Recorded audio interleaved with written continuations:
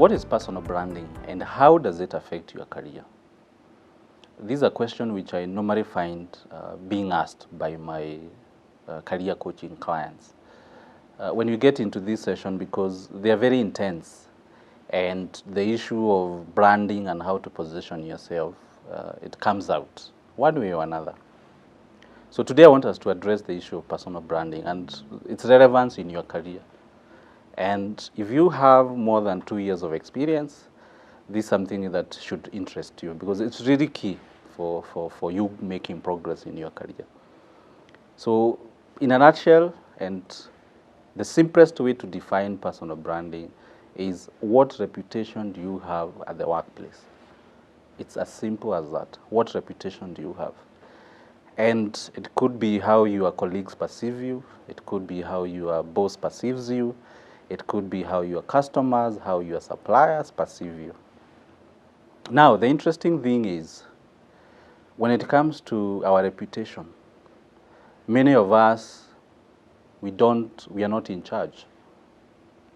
We don't take initiative to really craft, to really determine how others perceive us. So personal branding is also what steps do you take to really position yourself such that people will find that you are someone competent in your field of training, that you are someone trustworthy, that is, you are someone worth of, let's say, a promotion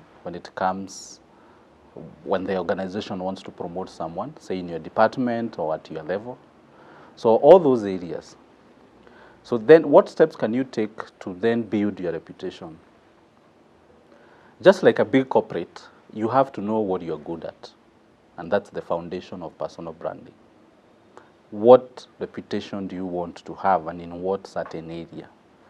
So if you are to look at the technical bit, if you don't, in your job you can decide, I want to be known as very conversant with maybe closing high net worth accounts. I'm giving the example of a salesperson.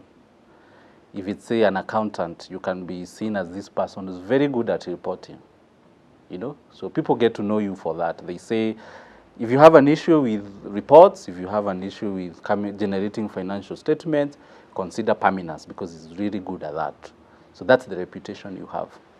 Apart from the technical, there's also the softer side.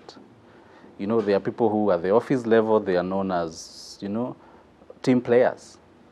There are people who are known as very, very vocal about their fellow employees' welfare.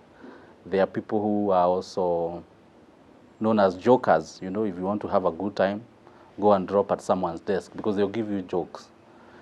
That's how they've branded themselves.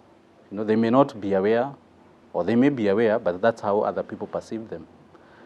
So what you need to know is every action you do, and sometimes even the things that you don't do, they lead to a certain reputation. So if you're the type that gets to work very early, people associate you with something. If you're the type that is the first to leave, again, people associate you with something.